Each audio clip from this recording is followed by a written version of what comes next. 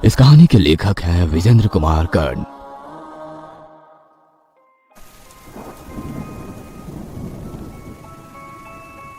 Mental ward के बिस्तर पर चीखती नताशा को देखकर सूर्यकांत की आंखों से आंसू लगातार निकल रहे थे, लेकिन वो चाहकर भी उसके दर्द को कम नहीं कर पा रहा था।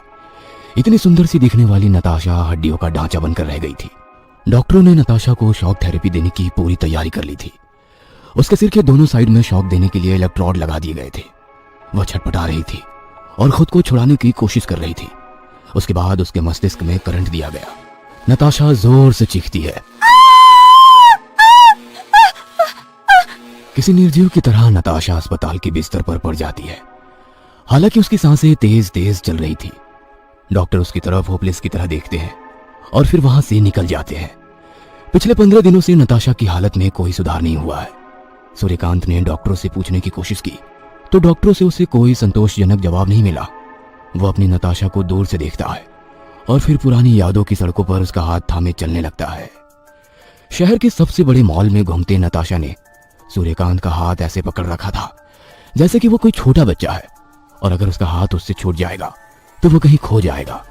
तभी सूर्यकांत एक जगह पर रुक गया और नताशा की आंखों में आंखें डालकर उससे पूछता है, वस्त्रों और वस्तुओं के इस विशाल बाजार में तुम्हें कैसा प्रतीत हो रहा है प्रिय? अवश्य ही आनंद की अनुभूति हो रही होगी ना तुम्हें। यहाँ प्रेमालाप करने का आनंद ही कुछ और है। ये तुम किस भाषा में बात कर रहे हो सूर्यकांत? मेरे पल्ले तो कुछ नहीं पड़ रहा। सीधे सीधे बोलो ना। प्रिय, तुम तो आर्य पुत्र के हृदय की बात समझ जाया करती थी। आज क्या हुआ? सूर्यकांत बोलो ना और ये मजाक छोड़ो। ये सैकड़ों साल पुरानी भाषा में वार्तालाप बात क्यों कर रहे हो? मैं कह रही हूँ ना, मुझे कुछ भी समझ में नहीं आ रहा। प्लीज नॉर्मल बातें करो। ओके माय लव नताशा, मैं नॉर्मल बातें करता हूँ। How are you feeling my love in this big mall? हाँ अब ठीक है। मैं तो डर ही गई थी कि तुम्हें हो क्या गया है। वैसे तुम्हें हुआ क्या था सूर्यकांत, जो तुम ऐसी भाषा में बात कर रहे थे जो समझ ही नहीं आ रही थी? अरे क्योंकि मैं मॉल में हूँ ना, इसलिए ऐसी बातें कर रहा था जो समझ नहीं आती। अब तुम ही बताओ, 2000 की शर्ट, 4000 के जूते, साला जो कॉफी बाहर 10 की है वो यहाँ 200 की मिलती है और मेरा फेवरेट डोसा भी 200 का। तुम ही बोलो, यहाँ की भाषा आई तुम्हें समझ में? मुझे तो सरोजनी मार्केट की भाषा समझ में आती है, अपनी जेब में फिट होती है वो। मुझे भी वहीं की भाषा समझ में आती है सूर्यकांत। यहाँ तो मैं सिर्फ सेल्फी लेने के लिए आती हूँ। चलो स्माइल करो और लेते हैं एक सेल्फी। स्माइल करते हुए सूर्यकांत और नताशा ने सेल्फी ली और फिर वे दोनों निकल पड़े सरोजनी मार्केट की ओर। सूर्यकांत और नताशा ने लव मैरिज की थी। आज सूर्यकांत का बर्थडे था, इसलिए नताशा उसे लेकर मॉल में आई थी। सूर्यकांत एक लेखक है जो कई सालों से स्ट्रगल कर रहा है। कभी उसे कुछ काम मिलता है, कभी कुछ भी नहीं, लेकिन एक प्राइवेट कंपनी में कंप्यूटर ऑपरेटर नताशा को पूरी उम्मीद है कि एक न एक दिन सूर्यकांत का भी टाइम आएगा। अपनी सेकंड हैंड बाइक में नताशा को बिठाकर सूर्यकांत जब सरोजनी मार्केट की ओर जा रहा था, तभी रास्ते में हमेशा की तरह उसकी बाइक बंद हो गई। उसने किक पर किक मारी, लेकिन उसकी बाइक स्टार्ट ही नहीं हुई। सूर्यकांत, कितनी बार कहा है, तो मेरी बात क्यों नहीं सुनते? प्लीज मेरी बात मान लो। किस्तों पर नई गाड़ी ले लो ना, मैं भर दूंगी ना किस्त। अरे क्या जरूरत है नताशा, चल तो रही है ये बाइक। ये चलती कम और रुकती ज्यादा है सूर्यकांत। सूर्यकांत बाइक को हाथों से खींचता हुआ जा रहा था। नताशा चुपचाप उसके साथ चल रही थी। अचानक रास्ते में आने वाली एक बहुत ही पुरानी किताब की दुकान पर सूर्यकांत की नजर गई। सूर्यकांत रुक गया और किताब की दुकान की ओर देखने लगा। नताशा ने भी देख लिया था कि सूर्यकांत उस किताब की दुकान की ओर देख रहा है। सूर्यकांत को किताबों से बहुत प्यार था। उसके पास ना जाने कितनी पुरानी और नई किताबों का संग्रह था। जब भी उसकी कमाई होती तो वो थोड़े पैसे अपनी किताबों के लिए जरूर रखता और बाकी पैसे नताशा को दे देता। सूर्यकांत ने अपनी बाइक स्टैंड पर खड़ी की और फिर वे दोनों उस दुकान पर गए। सूर्यकांत किताबों को देखने लगा। जानती हो नताशा, पूरी दुनिया में ना सिर्फ ये किताब ही है जिसे देखकर मन करता है कि मैं चोरी कर लूं। पागल हो क्या? सीसीटीवी लगे हैं यहाँ पर, तुरंत जेल के अंदर होंगे। अरे मैं चोरी थोड़ी कर रहा हूँ, मैं तो बस एक बात कह रहा हूँ। किताबों को देखते देखते सूर्यकांत की नजर एक बहुत ही पुरानी किताब पर गई। उस किताब का नाम था नीलावंती। उस किताब के पन्नों को देखकर लग रहा था कि कीड़ों ने उसे थोड़ा नुकसान पहुंचाया था, लेकिन पता नहीं उस किताब में ऐसा क्या अट्रैक्शन था कि उसने वो किताब खरीद ली। बाइक ठीक कराकर वे दोनों अपने घर पहुंचे। आज बहुत थक गई हूँ सूर्यकांत। अरे कोई नहीं माय डियर वाइफ, मैं बनाता हूँ खाना। बोलो क्या बना दूं? शाही पनीर, दम आलू या? अचानक कमरे की बेल बजी। सूर्यकांत ने दरवाजा खोला तो सामने एक पिज्जा डिलीवरी बॉय मुस्कुराते हुए खड़ा था। उसने पिज्जा सूर्यकांत के हाथों में दिया और कहा, सर रेटिंग दे दीजिएगा प्लीज। डिलीवरी बॉय वहां से चला गया। मुझे तुम्हारी यही आदत ठीक नहीं लगती, तुम बहुत फिजूल खर्च करती हो। क्या जरूरत है पिज्जा की? हाँ, नताशा सूर्यकांत के पास आई और उसे गले लगाते हुए कहा, आज बर्थडे है तुम्हारा, इतना तो बनता है Suryakant. I love you Natasha. पता नहीं वो दिन कब आएगा जब मैं तुम्हें तुम्हारे जन्मदिन पर किसी आलीशान होटल में पार्टी दूंगा। आएगा सूर्यकांत, जरूर आएगा। उसके पहले मैं मरने वाली नहीं। मरने की बात को सुनकर सूर्यकांत चिढ़ गया और नताशा को प्यार से घूरने लगा। दोनों ने पिज्जा खाया। सूर्यकांत को कुछ लिखना था, इसलिए वो लिखने बैठ गया और नताशा अपने बिस्तर पर गई। बिस्तर पर उसकी नजर उस किताब पर पड़ी जो सूर्यकांत खरीद कर लाया था। मुझे कहता है कि मैं फिजूल खर्ची करती हूँ, और खुद देखो ये फटी चिटी किताब पूरे 600 रुपए देकर खरीद लाया है। वह किताब भले ही फटी चिटी थी, लेकिन उसका कवर इतना आकर्षक था कि नताशा उस किताब को पढ़ने का मुंह नहीं छोड़ पाई। वो उसे पढ़ने लगी। अरे, इस किताब में तो अलग अलग मंत्र लिखे हुए हैं। नताशा को पता नहीं था कि नीलावंती कैसी किताब है, ना ही उसे उस किताब से जुड़े श्राप का पता था, लेकिन कुछ मंत्रों को पढ़कर उसे ऐसा लगने लगा कि ये बिल्कुल ही अलग किताब है। नीलावंती किताब में धन पाने से लेकर भूत प्रेतों से बातचीत, जानवरों की भाषा समझने की कला, दूसरी दुनिया के लोगों से संवाद कैसे किया जाए, ऐसे अनगिनत मंत्र लिखे हुए थे। वो उन मंत्रों को पढ़ी जा रही थी और उसमें खोती जा रही थी। तभी सूर्यकांत वहां आ गया। अरे, आज तो मुझसे पहले तुमने ही ये किताब पढ़नी शुरू कर दी। सूर्यकांत, ये अद्भुत किताब है। जानते हो इसमें ऐसे ऐसे मंत्र हैं जिससे हम कुछ भी पा सकते हैं। अच्छा, सफल राइटर बनने का भी कोई मंत्र है क्या? सूर्यकांत की बातों पर नताशा ने उसे घूर कर देखा। तुम्हें मजाक लग रहा है तो खुद देख लो। नताशा, मुझे तो जोरों की नींद आ रही है, कल सुबह देखूंगा। और हाँ, कल तुझे ऑफिस नहीं जाना क्या? चल तू भी सो जा। आधी रात का समय था। नताशा अपने बिस्तर से उठती है और जोर जोर से हंसने लगती है। उसके हंसी की आवाज से सूर्यकांत की नींद खुल जाती है। क्या हुआ नताशा? क्या हुआ तुझे? तू इस तरह क्यों हंस रही है? नताशा उसकी बातों का कोई जवाब नहीं देती, सिर्फ उसकी ओर घूर घूर कर देखती है। नताशा, क्या हुआ तुझे? अरे, तेरी तबीयत तो ठीक है ना? नताशा अब भी उसकी बातों का कोई जवाब नहीं देती और वो शीशे के सामने जाती है। उसके बाद अपने बालों से रबर बैंड खोलकर फेंक देती है। फिर अपने दोनों हाथों से अपने खुले बालों को जोर जोर से खींचने लगती है। वो इतने जोर से बालों को खींचती है कि बालों का बड़ा सा गुच्छा उसके हाथों में आ जाता है। ये तुम क्या कर रही हो नताशा? तुम पागल तो नहीं हो गई हो? नताशा एक जोरदार लात सूर्यकांत को मारती है। वह दूर जा गिरता है और दीवार से उसका सिर टकरा जाता है। खून की धार बहने लगती है। वह अपने हाथों से खून को रोकने की कोशिश करता है, लेकिन खून की धार इतनी तेज थी कि वो नहीं रुकती है। उसका सिर चकराने लगता है और वो बेहोश हो जाता है। नताशा अब भी अपने बालों को खींच रही थी और अब तो वो अपने बालों को इतनी जोर से खींच रही थी कि बालों के साथ सिर का मांस भी बाहर आ रहा था, लेकिन वह दर्द की परवाह किए बिना अपने बालों को खींचती ही जा रही थी। कुछ देर बाद सूर्यकांत को होश आया तो उसने देखा कि नताशा बेहोश लेटी हुई है और उसका सिर खून से भरा हुआ है। वो उसे लेकर अस्पताल जाता है। डॉक्टर उसे एडमिट कर लेते हैं। स्लाइन की बोतल उसे लगा दी जाती है। सूर्यकांत उसके बगल में बैठा स्लाइन की बोतल से बूंद बूंद गिरते हुए दवा की बूंदों को देख रहा था। उसे देखते देखते उसे कब झपकी आ गई उसे पता नहीं चला। अचानक उसे अस्पताल के लोगों का शोर सुनाई पड़ा। वो हड़बड़ाकर उठ गया। उसने देखा कि नताशा ने खुद से ही स्लाइन की पाइप अपने हाथ से निकाल ली है, जिससे लगातार खून निकल रहा है।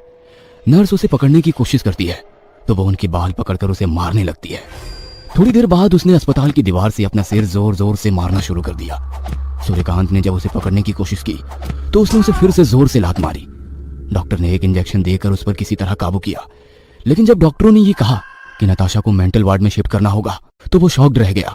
उसे समझ नहीं आ रहा था कि अचानक से ऐसा क्या हो गया जो नताशा ने ऐसी हरकतें करनी शुरू कर दी। सूर्यकांत अपने जीवन में इतना परेशान कभी नहीं रहा था। उसने कितने सारे फेलियर झेले थे, लोगों ने उसका कितना मजाक उड़ाया था, लेकिन नताशा उसके साथ थी तो उसे लगता था कि वो दुनिया का सबसे अमीर और सक्सेसफुल आदमी है। सूर्यकांत को इन दिनों अब नींद भी नहीं आती थी। वो रात रात भर उल्लू की तरह जागता रहता और नताशा के बारे में सोचा करता था। पिछले कई दिनों से ना तो उसने कुछ पढ़ा था और ना ही एक शब्द लिखा था। आज भी वो बिस्तर पर लेटा नताशा के बारे में ही सोच रहा था। अचानक उसकी नजर उस किताब पर गई जो उस दिन उसने अपने बर्थडे पर खरीदी थी। इन दिनों उसके जीवन में इतनी हलचल मची थी कि उसे उस किताब का ध्यान ही नहीं रहा, लेकिन उस रात नीलावंती पर नजर पड़ते ही सूर्यकांत को नताशा की वो बात याद आई जो उसने उस दिन कहा था। सूर्यकांत, ये अद्भुत किताब है। जानते हो इसमें ऐसे ऐसे मंत्र हैं जिससे हम कुछ भी पा सकते हैं। सूर्यकांत किताब पढ़ना शुरू कर देता है। जैसे जैसे वो किताब के पन्नों को पढ़ते जाता है वो उसमें डूबने लगता है। 3 दिन हो गए हैं सूर्यकांत उस किताब को ही पढ़ ही रहा है। उसे छोड़ने का उसे बिल्कुल भी मन नहीं कर रहा है। उसे किताब के एक एक मंत्र जादुई से लग रहे थे। उसे पूरी उम्मीद थी कि वो इस किताब के मंत्र द्वारा अपनी नताशा को ठीक कर देगा। आज 5 दिन हो गए थे। सूर्यकांत उस किताब के आखिरी पन्ने और आखिरी मंत्र को पढ़कर किताब बंद कर रहा था। तभी उसे ऐसा लगा कि उस किताब से लोहे की जंजीरें निकल रही है और उन जंजीरों में वो बंधता जा रहा है। ये क्या क्या हो रहा है मेरे साथ? क्या हो रहा है? इस किताब से ये जंजीरें कैसे निकलने लगी? सूर्यकांत उन जंजीरों से बचने की कोशिश करता है, लेकिन वह असफल हो जाता है। सूर्यकांत जंजीरों में लिपटा बिस्तर पर लेटा हुआ है। अचानक उसकी नजर एक चूहे पर जाती है जो उसके ऊपर आ बैठा है। सूर्यकांत उस चूहे को भगाने की कोशिश करता है, लेकिन शरीर जंजीरों से बंधा होने के कारण वह ऐसा नहीं कर पाता है। वह चूहा पहले तो उसके शरीर पर भागता दौड़ता है, फिर उसके कपड़ों को कुतरने लगता है। धीरे धीरे कपड़ों के साथ साथ वह चूहा उसके शरीर के मांस को भी नोचने लगता है। सूर्यकांत जोर जोर से चीखता है।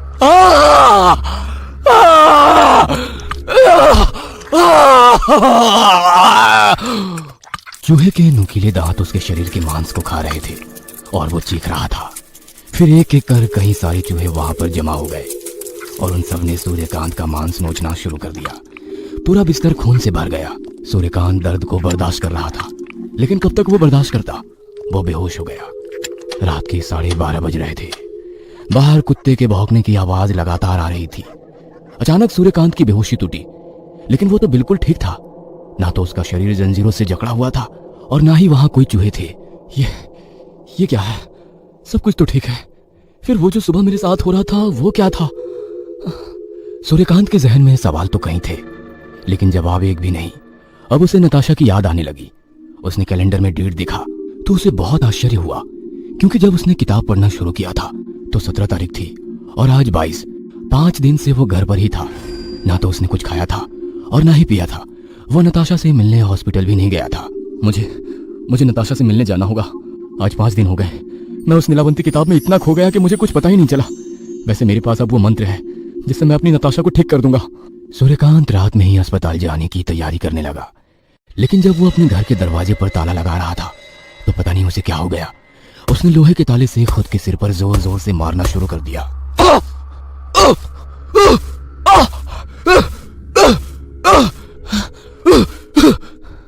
उसके सिर से खून लगातार बह रहा था, लेकिन वह उसकी परवाह किए बिना उस लोहे से अपने सिर पर वार करता रहा। खून से लथपथ सूर्यकांत पागल सा हो गया था। फिर वो अपनी सोसाइटी की छत की ओर जाने लगा।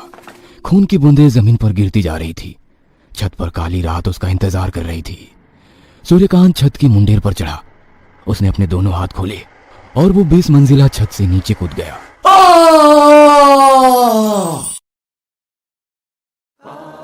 इस कहानी के लेखक है विजेंद्र कुमार कर्ल।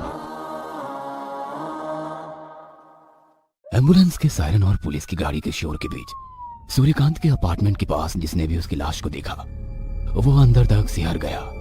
उसके रोंगटे खड़े हो गए। उसका सिर ऊंचाई से गिरने के कारण 3 टुकड़ों में बट गया था, जिससे अब भी खून की बूंदें निकल रही थी और उन खून की बूंदों पर मक्खियां भिनभिना रही थी। पुलिस की जांच टीम जिसका नेतृत्व इंस्पेक्टर गजराज कर रहे थे, उन्होंने लाश को पूरी बारीकी से देखा। फॉरेंसिक टीम भी अपने हिसाब से जांच कर रही थी और छोटी छोटी बारीकियों को नोट कर रही थी। आसपास के लोगों से पूछताछ क्रम में इंस्पेक्टर गजराज को पता चला कुछ दिनों पहले उसकी पत्नी नताशा पागल हो गई है। सूर्यकांत इस बात को लेकर बहुत परेशान था। दूसरा, सूर्यकांत की आर्थिक स्थिति बहुत ज्यादा अच्छी नहीं थी। शायद इन सब बातों के बोझ ने उसे आत्महत्या को मजबूर कर दिया हो। सभी की नजरों में ये केस बिल्कुल क्लियर था। इंस्पेक्टर गजराज भी इसी एंगल से केस पर तब तक आगे बढ़ रहा था जब तक कि उसकी नजर तहकीकात के क्रम में उस किताब पर नहीं गई थी जो सूर्यकांत लेकर आया था। किताब के फ्रंट पर जैसे ही गजराज ने नीलावंती का नाम देखा, उसके पैर कांपने लगे। उसके दिल की धड़कन इतनी तेज हो गई कि उसे साफ साफ सुना जा सकता था। हवलदार हेतराम ने जब अपने साहब की ये हालत देखी तो क्या हुआ साहब? इंस्पेक्टर गजराज ने हेतराम की बातों का कोई जवाब नहीं दिया। पुलिस की जीप एम्बुलेंस के साथ चल रही थी और साथ ही चल रहे थे कई सारे सवाल गजराज के जहन में। उसने अपने दादा से इस ग्रंथ के बारे में बहुत कुछ सुन रखा था। जब वो बड़ा हुआ तो उसने इस पर और भी रिसर्च किए और जैसे जैसे वो रिसर्च में आगे बढ़ता गया उसे कई चौंकाने वाले और डराने वाले तथ्यों का पता चला। उन तथ्यों की पुष्टि के लिए गजराज एक बार नताशा से मिलने गया और जब उसने देखा तो उसकी रूह कांप गई। नताशा अब जिंदा लाश बनकर रह गई थी। उसका पागलपन तमाम बिजली के शौक के बावजूद कम नहीं हो रहा था। इंस्पेक्टर गजराज जब उससे पहली बार मिला तो उसकी रूह कांप गई। ना जाने नताशा को कहां से सुई और धागा मिल गया था। एक रात उसने सुई और धागे से अपना पूरा मुंह सील लिया। सुबह जब अस्पताल के नर्स की नजर उस पर पड़ी तो वो उसकी हालत देखकर बेहोश हो गई। हवलदार हेतराम की नजर बचाकर गजराज ने वो ग्रंथ अपने पास रख लिया था। एक रात अपने स्टडी रूम के सामने वो उस किताब के सामने बैठा था, लेकिन उसकी हिम्मत नहीं थी कि वो उस किताब को खोलकर पढ़े। उसने जेब से सिगरेट की डिब्बी निकाली और सिगरेट को अपने होठों से लगाया। फिर दूसरी जेब में लाइटर टटोलने लगा, लेकिन जेब में लाइटर नहीं थी। जहां वो अक्सर माचिस रखा करता था वहां माचिस भी नहीं थी। उसने फिर से सिगरेट को उसी डिब्बे में डाला, लेकिन तभी उसकी नजर नीचे जमीन पर गई जहां उसकी लाइटर पड़ी थी। उसे देख वो वैसे ही मुस्कुराया जैसे कोई बिछड़े हुए कई सालों बाद मिलते हैं तो मुस्कुराते हैं। सिगरेट का कस खींचते हुए इंस्पेक्टर गजराज खिड़की के बाहर सड़क पर बैठे उस कुत्ते को देख रहा था जो लगातार रोए जा रहा था। तुमने बहुत बड़ा दुस्साहस किया है और इस दुस्साहस का दंड है मौत। मैं तुम्हें श्राप देता हूँ कि थोड़ी देर बाद तुम्हारी मृत्यु हो जाएगी। क्रोध से भरे उस ऋषि ने अपने सामने खड़ी उस सुंदर सी कन्या से जब ये बात कही तो वो थर थर कांपने लगी। मुझे क्षमा कर दीजिए, मुझे तनिक भी ज्ञात नहीं था कि आप तपस्या में लीन हैं और मैं इस ओर आ गई। क्षमा? क्या तुम्हें क्षमा देने से मेरी सैकड़ों सालों की तपस्या जो अब भंग हो गई है वो पूर्ण स्थिति में आ जाएगी? क्या तुम्हें क्षमा देने से मेरे उन प्रश्नों का उत्तर मुझे मिल जाएगा जो शायद अब हमेशा के लिए अनुत्तरित रहेंगी? नहीं, कभी नहीं। एक ऋषि की तपस्या के बीच अगर तुम्हारे जैसी यक्षिणी आ जाती है तो फिर उसकी सारी तपस्या न सिर्फ नष्ट हो जाती है बल्कि उसका पुण्य भी नष्ट हो जाता है। इसलिए अपने लिए क्षमा की प्रार्थना व्यर्थ है। मृत्यु दंड के अलावा तुम्हें कुछ नहीं मिलना चाहिए। गुरुदेव, यह सब तो भूलवश हुआ है और कहते हैं कि क्षमा करने वाले का हृदय बहुत बड़ा होता है। आप मुझे क्षमा करके इस बात को सत्य साबित करें। कन्या, मृत्यु दंड का श्राप तो मैं तुम्हें दे चुका हूँ और इसे वापस नहीं ले सकता। हाँ, लेकिन तुम्हारा फिर से जन्म होगा, लेकिन यहाँ नहीं, पृथ्वी लोक पर। अचानक वो कन्या आकाश से नीचे गिरने लगी और धरती पर स्थित एक चट्टान पर सिर के बल गिर पड़ी। उसका शरीर कई टुकड़ों में बट गया और उसने प्राण त्याग दिए। उसके शरीर के कुछ टुकड़ों को तो जंगली जानवर ने खा लिया, लेकिन एक टुकड़ा उड़कर पास के बरगद के कोटर में चला गया। कई सालों बाद उस चट्टान के पास ही स्थित एक गांव में रहने वाले वैद्य का जड़ी बूटी की तलाश में उस गांव में जाना हुआ और वहां उसे एक छोटी बच्ची के रोने की आवाज सुनाई दी। इस भयानक जंगल में बच्चे के रोने की आवाज कहां से आ रही है? आवाज की दिशा में बढ़ते हुए वो एक बहुत पुराने बरगद के पेड़ के पास पहुंचा। उस पेड़ पर कई सारे अजगर लटके हुए थे। वह बच्ची उसी पेड़ की कोटर में थी और लगातार रोए जा रही थी। वैद्य को बहुत ही आश्चर्य हुआ कि वे अजगर उस बच्ची को कोई नुकसान क्यों नहीं पहुंचा रहे। उस वैद्य ने जान पर खेलकर उस बच्ची को उस कोटर से निकाला और अपने घर ले आया। उस वैद्य की कोई संतान नहीं थी, इसलिए वह उसे अपनी संतान की तरह पालने लगा। उसने उस बच्ची का नाम रखा नीलावंती। बहुत ही सुंदर थी नीलावंती, लेकिन उस वैद्य ने नीलावंती को एक बात की हिदायत दी कि वो कभी भी उसके अलावा किसी इंसान के संपर्क में ना आए, क्योंकि इंसान से ज्यादा धोखा देने वाला प्राणी कोई नहीं है। नीलावंती ने अपने पिता की बात को सिर आंखों पर रखा। वैसे भी वो जहां रहती थी वहां जगह घनघोर वन स्थित था। इंसान वहां कभी आते ही नहीं थे या जंगली जानवरों के भय से आने का सोचते भी नहीं थे। धीरे धीरे नीलावंती बड़ी होने लगी। नीलावंती जब 5 साल की हुई तो उसके अंदर एक अद्भुत गुण आ गया था। वह जानवरों से बातें कर सकती थी। वह चींटियों की भाषा समझ सकती थी। सांप, बिच्छू, नेवले, पानी वाले जानवर हो या आकाश में उड़ने वाले पक्षी, वह सभी उसे घेर लेते और वो उनसे बातें करती और ये बातें घंटों तक चलती। उन बातों में कभी किसी खजाने का जिक्र होता तो कभी किसी भटकती आत्मा का, तो कभी आगे आने वाले पलों की सूचना नीलावंती को मिल जाती। उसके बाबा को जब उसने इस बारे में बताया तो उन्हें बिल्कुल यकीन नहीं हुआ। एक बार जब वो जड़ी बूटी की खोज में बाहर जाने वाले थे तो उसने उन्हें रोक लिया। जब उसके बाबा ने उससे इसका कारण पूछा तो उसने बताया, आज नेवले ने उसे बताया है कि आज बहुत बारिश होने वाली है, तुम अपने बाबा को बाहर मत जाने देना। लेकिन उसने ये भी बताया है कि तुम्हारे बाबा तुम्हारी बात नहीं मानेंगे और वो बाहर चले जाएंगे। फिर यहाँ से 10 किलोमीटर की दूरी पर भारी बारिश और आंधी के कारण एक पेड़ उनके ऊपर गिर जाएगा, जिसमें वो बुरी तरह से घायल हो जाएंगे और फिर आजीवन वो बिस्तर पर पड़े रहेंगे। अरे बेटा, तुम ये सब क्या कह रही हो? तुम देख रही हो ना बाहर कितनी तेज धूप है, कहीं से भी बारिश के आसार नहीं है। जैसा उस नेवले ने कहा वही हुआ। नीलावंती के पिता ने उसकी बात को हंसी में उड़ा लिया और वो उस दिन बाहर चले गए। और उस दिन वही हुआ, वैद्य जी बारिश और आंधी की चपेट में आ गए। समय का पहिया और भी तेजी गति से भागता चला गया। लेकिन इस बीच नीलावंती के जीवन में कई बड़े बदलाव आए। उसके बाबा का देहांत हो चुका था। वो अब 19 साल की थी, लेकिन 16 साल की उम्र से ही उसके जीवन में और भी कई अजीब घटनाएं घटने लगी थी। हर रात उसे ऐसा लगता कि भूत, प्रेत, पिशाच, डायन और बुरी आत्माएं उसके पास बैठी हैं और उसे घूरते हुए कह रही है, चल चल यहाँ से, जंगल चल, जंगल चल, हमारे साथ चल चल। नीलावंती जब आंखें खोलती तो उसके पास वही सब बैठे होते। फिर वो उनके साथ जंगल चली जाती। वहां वे बुरी आत्माएं उससे बातें करते और कई मंत्र उसे बताते। लेकिन सारे मंत्रों को तो याद नहीं रख सकती थी। इसलिए नीलावंती ने उन्हें लिखने का सोचा। लेकिन उन बुरी आत्माओं ने कहा कि तुम हमारे द्वारा दिए मंत्र को लिख तो सकती हो, लेकिन तुम्हें इसे अपने रक्त से लिखना होगा। वो बुरी आत्माएं, बुरी शक्तियां उसे कई तरह के मंत्र बता दी। उन मंत्रों में किसी को सम्मोहित करने से लेकर बड़े से बड़े खजाने को हासिल करने के मंत्र होते, लाइलाज बीमारी और पागलपन के मंत्र होते, धनवान बनने से लेकर किसी को मंत्रों द्वारा निर्धन बनाने के मंत्र होते। धीरे धीरे कर नीलावंती के पास मंत्रों का अच्छा खासा संग्रह हो गया, जिसे उसने अपने रक्त से लिख रखा था। हर रात वो अपने हाथ काटती और उसके रक्त को एक बर्तन में जमा करती और फिर मोर पंख के माध्यम से वो मंत्र को लिखती। यह सिलसिला कई दिनों तक चला, लेकिन इधर कुछ दिनों से उसके साथ और भी अजीब बातें होने लगी थी।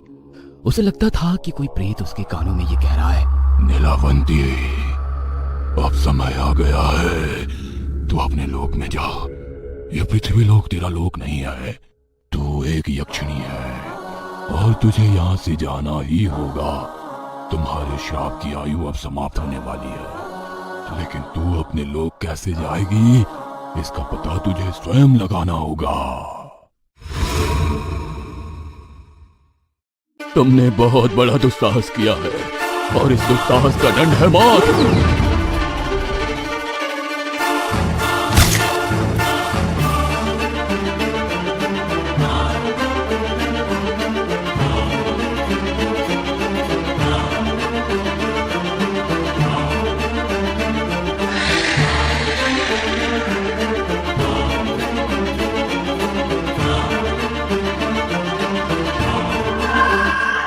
आज नेवले ने उसे बताया है कि आज बहुत बारिश होने वाली है।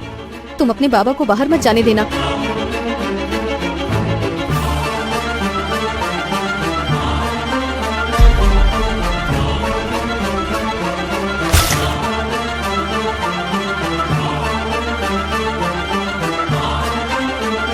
नीलावंती, अब समय आ गया है, तू अपने लोक में जा।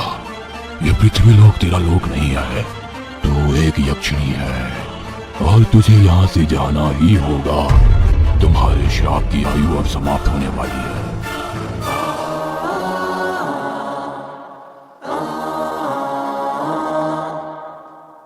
कई दिनों से आ रहे इस सपने ने नीलावंती को परेशान कर दिया था। उसे अब यह समझ तो आ गया था कि वो इंसानों से जरूर अलग है, क्योंकि कौन इंसान जानवरों की भाषा समझ सकता है। किस इंसान को भूत प्रेत और बुरी आत्माएं हर रात बाहर ले जाकर मंत्र प्रदान करती है, लेकिन इसके बावजूद भी उसे अपने लोक में जाने का कोई रास्ता नहीं मिल रहा था। एक रात जब वो हमेशा की तरह जंगल में प्रेतात्माओं से बातें कर रही थी, तो उसे सामने के पेड़ पर एक बहुत बड़ी प्रेतनी दिखी। वो आम प्रेतनियों से बिल्कुल अलग थी। पेड़ की बहुत ऊंची डाली पर बैठकर वो एक जंगली जानवर का मांस खा रही थी। मांस खाने के दौरान चबर चबर की आवाज से वो पूरा माहौल बहुत ही डरावना लग रहा था। जानवर का मांस खाने के बाद उस प्रेतनी ने नीलावंती की तरफ घूर कर देखा और फिर गायब हो गई। नीलावंती उस प्रेतनी से मिलने के लिए बेचैन हो गई। उसने अपने सामने उपस्थित उन प्रेतात्माओं से पूछा, मुझे उस प्रेतनी से मिलना है।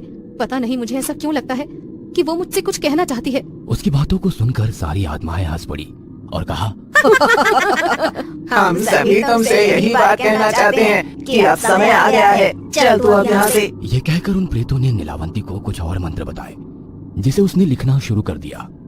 अगली रात जब वो अपने घर से निकल रही थी, तभी उसके सामने वही प्रेतनी खड़ी थी। आज वो और भी भयानक लग रही थी, क्योंकि उसने अपने हाथों में एक जंगली भैंसा उठा रखा था और वो उसे खा रही थी। खाते खाते ही उसने नीलावंती से कहा,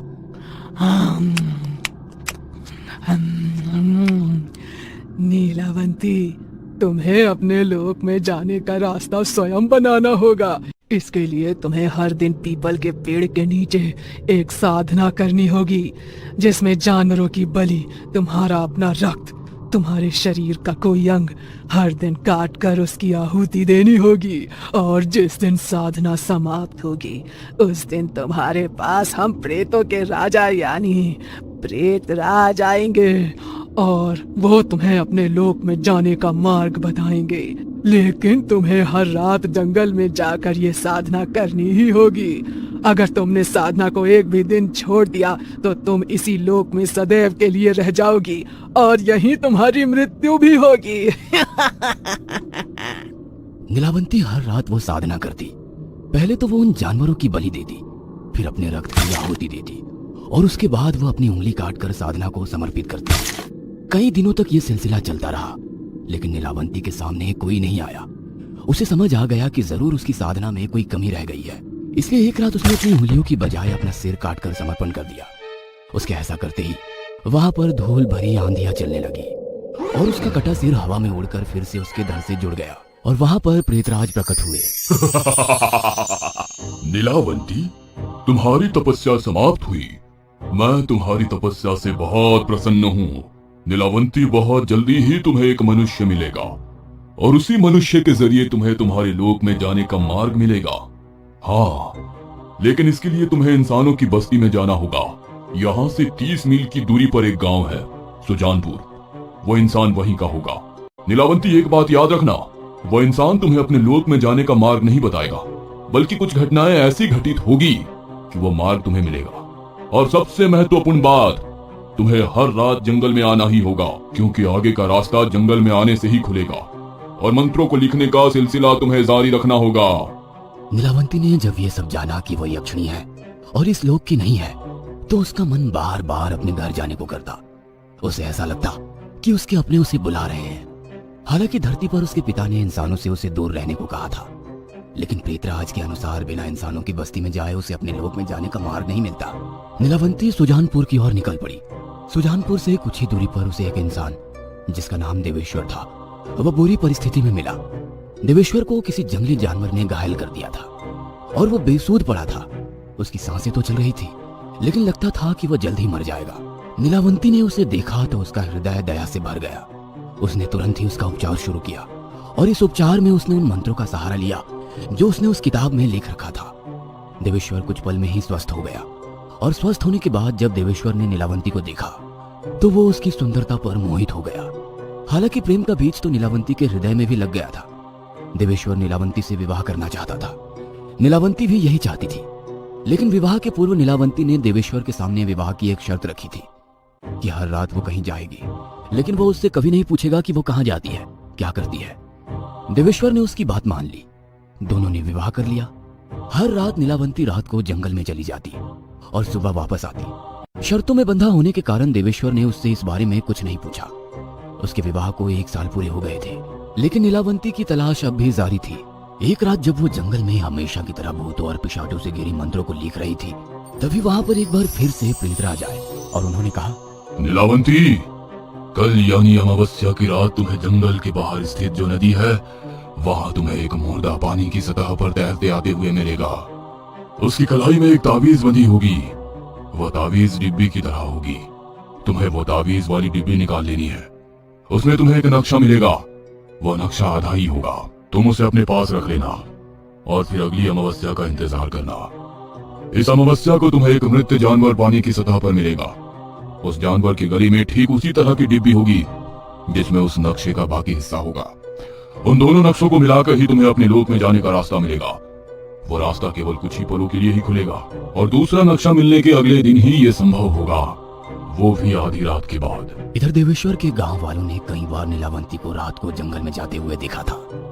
उन्होंने उसका पीछा भी किया था और जब उन्हें पता लगा कि नीलावंती भूत प्रेतों से बातें करती है और अपने रक्त से किताब में कुछ मंत्र लिखती है, तो वे डर गए और वे समझ गए कि नीलावंती भी कोई बुरी आत्मा है। उन्होंने उसके पति को इस बारे में बताया, लेकिन देवेश्वर ने उनकी बातों पर कोई ध्यान नहीं दिया। अगले दिन अमावस्या थी। उस रात जब नीलावंती घर से निकली तो गांव के कुछ लोग फिर से उसका पीछा करने लगे। नीलावंती नदी के पास पहुंची और वो उस लाश का इंतजार करने लगी जो नदी के पानी की सतह पर बहकर आने वाला था। कुछ देर बाद वह लाश उसे दिखी।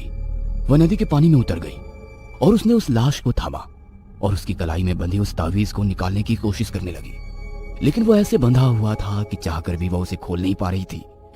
उसके बाद उसने उस मुर्दे को अपने कंधे पर उठाया और पानी के बाहर ले आई और फिर उसे जमीन पर लेटाकर अपने दांतों के सहारे उस गांठ को खोलने की कोशिश करने लगी।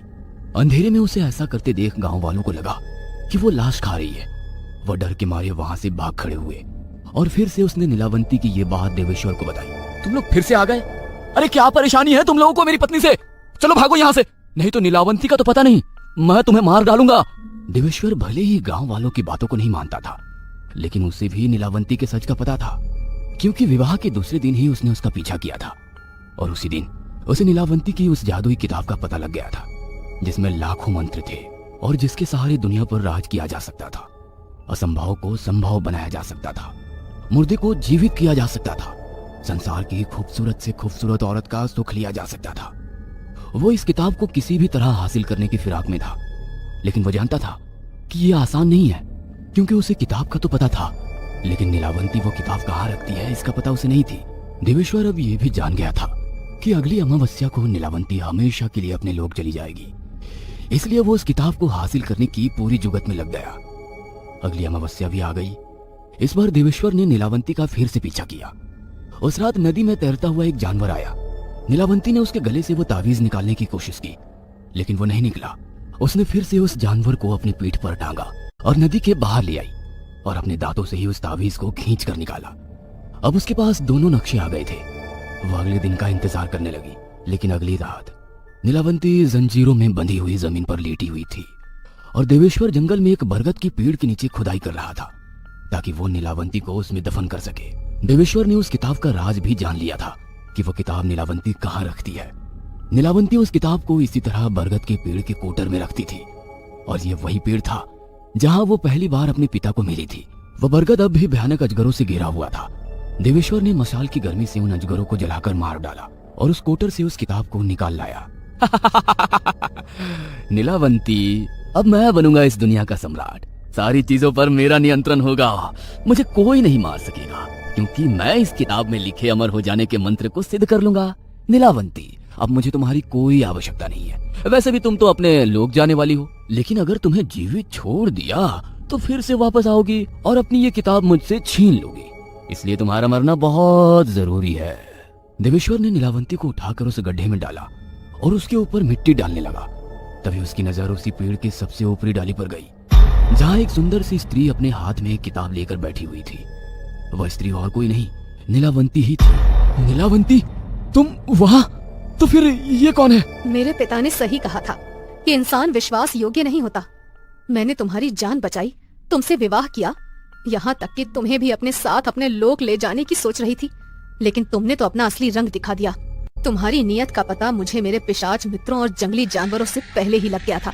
इसीलिए मैंने इस किताब के मंत्रों से अपना एक मायावी प्रतिरूप निर्माण किया और तुम्हें लगा कि वो नीलावंती ही है। और हाँ, वो जो किताब तुमने इस कोटर से हासिल की है वो भी नकली है। असली किताब मेरे पास है। नहीं, ये नहीं हो सकता। मेरे साथ इतना बड़ा धोखा? नहीं, ये नहीं हो सकता। धोखा तुमने दिया है देवेश्वर, और जिस किताब के लिए तुमने धोखा दिया है, जाओ, मैं यक्षिणी नीलावंती इस किताब को श्राप देती हूँ कि ये किताब जो भी पूरी तरह पढ़ेगा वो आत्महत्या कर लेगा, और जो इसे अधूरी छोड़ देगा वो विक्षिप्त यानी पागल हो जाएगा। संसार में इस किताब को वही पूरी तरह पढ़कर जीवित रह पाएगा जिसके मन में छल कपट नहीं होगा, लेकिन ये असंभव है क्योंकि इंसानों की फितरत ही है छल कपट।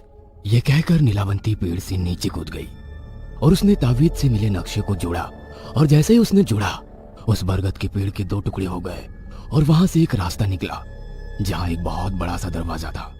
वह दरवाजा धीरे धीरे कर खुलने लगा और नीलावंती उसकी ओर दौड़ पड़ी। मैं नहीं जाने दूंगा तुम्हें। इस नीलावंती ग्रंथ का श्राप वापस लिए बिना मैं तुम्हें नहीं जाने दूंगा। यह किताब मुझे दे दे, मुझे दे दे। लेकिन उसी समय नीलावंती के जिस प्रतिरूप को वह जमीन में दफन कर रहा था वो एक बड़े से अजगर में बदल गई और उसने देवेश्वर को जिंदा निगल लिया। वह चीखता रहा और फिर हर ओर खामोशी छा गई। नीलावंती उस किताब को वहीं छोड़कर हमेशा के लिए अपने लोक चली गई। नीलावंती उस किताब को अपने लोक में इसलिए नहीं ले जा सकती थी क्योंकि वो चाहती थी कि एक ना एक दिन इस पृथ्वी पर ऐसा इंसान जन्म ले जो छल कपट से दूर हो और इस किताब के जरिए वो लोगों की मदद कर सके। और हजारों सालों से नीलावंती ग्रंथ को उस योग्य व्यक्ति की तलाश है जिसके मन में छल कपट ना हो। क्या